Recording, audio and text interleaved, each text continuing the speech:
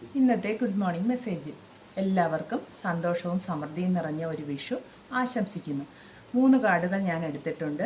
First card four of wands വിവാഹം, കൂട്ടായ്മ, വിജയം, ഒരു പുതിയ തുടക്കത്തിൻ്റെ കാർഡാണ് four of wands. Second card eight of pentacles റൊട്ടീനായ ഒരു സ്ഥിരമായി നമ്മൾ ഒരേപോലെ വർക്ക് ചെയ്തുകൊണ്ടിരിക്കുന്ന ഒരു കാർഡാണ്. സ്ഥിരമായിട്ട് റൊട്ടീനായിട്ടുള്ള ഒരു ജീവിതചര്യ, വർക്ക് ചെയ്യുന്നു, പൈസ വരുന്നു എന്നതിനെയാണ് ഈ കാർഡ് സൂചിപ്പിക്കുന്നത്.